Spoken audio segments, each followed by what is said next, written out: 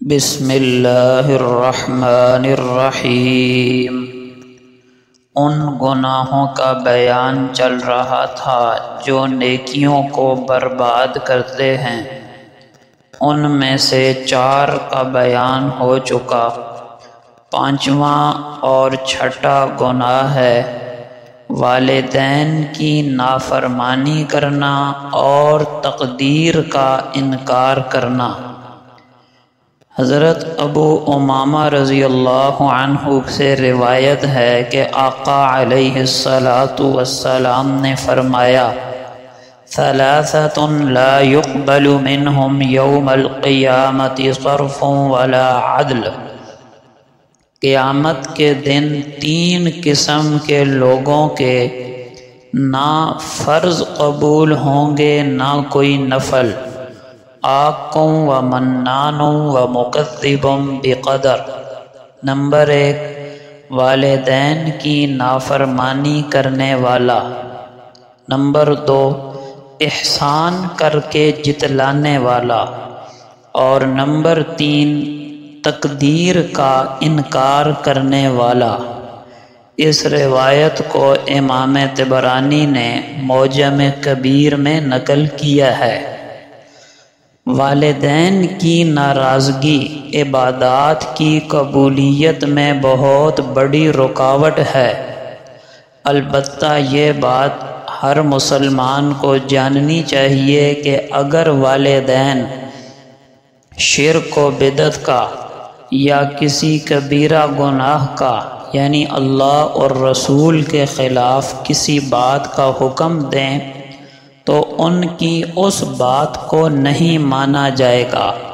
یہاں ماں باپ کی نافرمانی فرض ہوگی اور ان کی اطاعت کرنا حرام ہوگا۔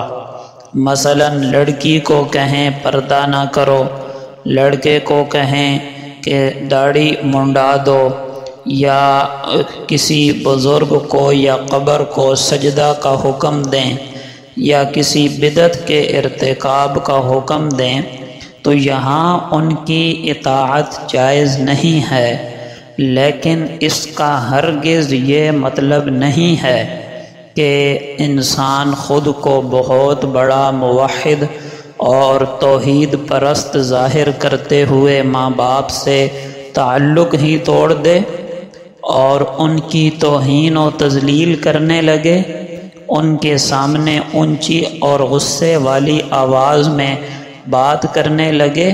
یہ حرام اور ناجائز ہے۔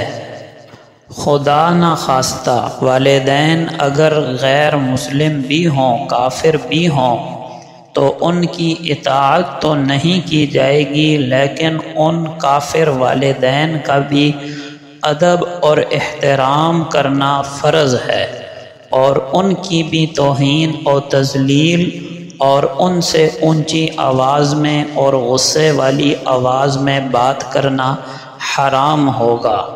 بہرحال جائز کاموں میں ماں باپ کی نافرمانی کرنے والا، ان کا دل دکھانے والا، یہ ایسا مجرم ہے کہ اس کی عبادات قیامت کے دن قبول نہیں کی جائیں گی۔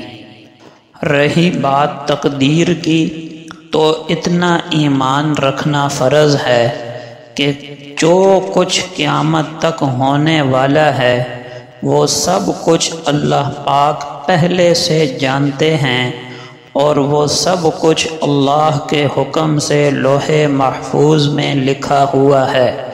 اتنا ایمان اور عقیدہ رکھنا تقدیر پر فرض ہے۔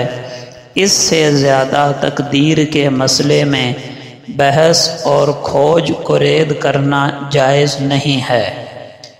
نمبر 7، 7واں گناہ جو نیکیوں کو برباد کرتا ہے وہ ہے شوقیہ کتا پالنا۔ حضرت ابو ہریرہ رضی اللہ عنہ کی روایت ہے کہ رسول اللہ صلی اللہ علیہ وسلم نے ارشاد فرمایا: من امسک کلبا فإنه ينقص كل يوم من عمله قيراط۔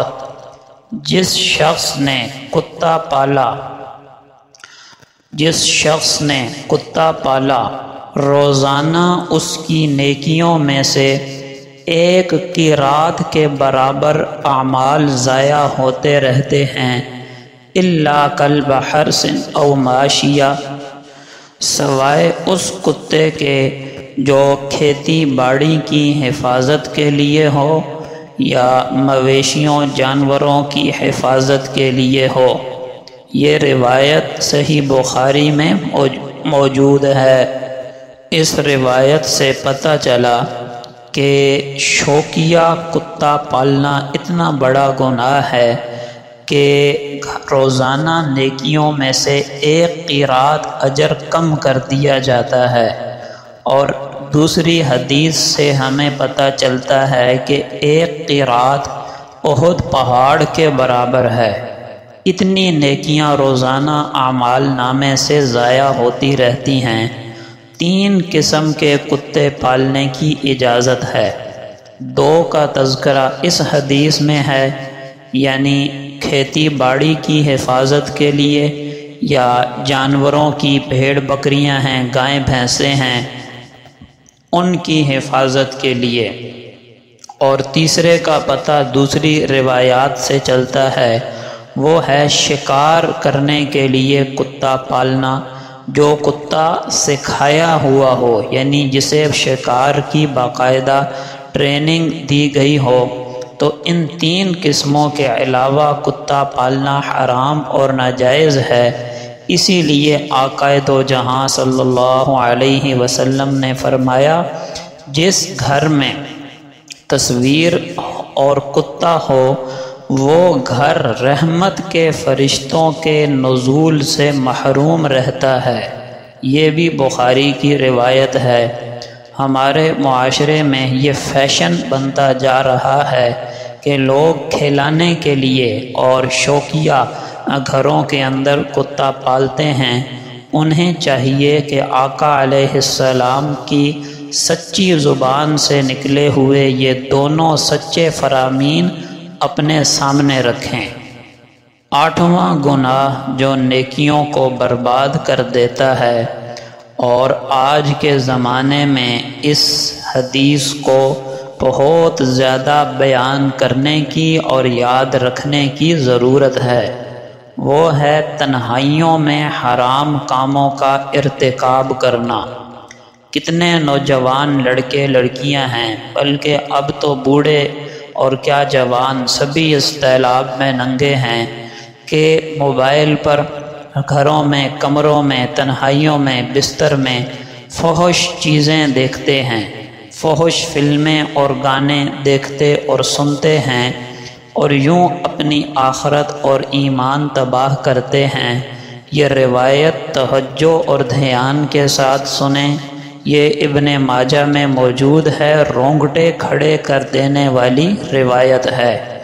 حضرت ثوبان رضی اللہ عنہ بیان کرتے ہیں کہ نبی کریم صلی اللہ علیہ وسلم نے ارشاد فرمایا، میں اپنی امت میں سے ایسے لوگوں کو جانتا ہوں جو قیامت کے دن تہامہ کے پہاڑوں کے برابر نیکیاں لے کر آئیں گے، لیکن اللہ تعالیٰ ان نیکیوں کو فضا میں اڑتے ہوئے ذرات کی طرح، گرد و غبار کی طرح بے وقعت اور بے وزن بنا دیں گے۔ میں نے عرض کیا، یا رسول اللہ صلی اللہ علیہ وسلم، ان لوگوں کا حال ہمیں واضح کر کے بتائیں، تاکہ کہیں ایسا نہ ہو کہ ہم لا علمی اور جہالت میں ان لوگوں میں شامل ہو جائیں۔ آپ صلی اللہ علیہ وسلم نے فرمایا، وہ لوگ تمہارے ہی بھائیوں اور قوم میں سے ہوں گے، یعنی تمہارے ہی قبیلے والے، خاندان والے، محلے والے ہوں گے۔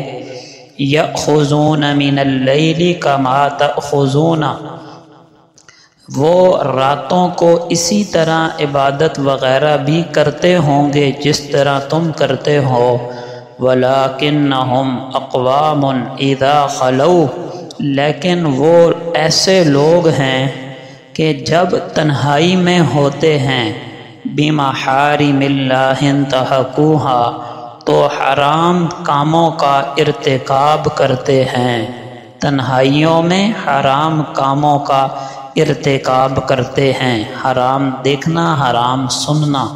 یہ روایت رونگٹے کھڑے کر دینے والی روایت ہے۔ موبائل کو استعمال کرنے سے پہلے اس روایت کو یاد کرنا چاہیے تاکہ ہم موبائل کے غلط استعمال سے بچ سکیں۔ جو شخص تنہائی میں تو برائیاں کرتا ہے اور لوگوں کے سامنے نیکیاں کرتا ہے، وہ شخص در حقیقت اللہ سے نہیں لوگوں سے ڈرتا ہے۔ اللہ کی جلالت اور عظمت اور اللہ کے خوف اور رضامندی سے بے پرواہ انسان کی نیکی اللہ تعالی قبول نہیں فرماتے۔ ان تمام گناہوں سے اللہ پاک ہم سب کی حفاظت فرمائے، آمین۔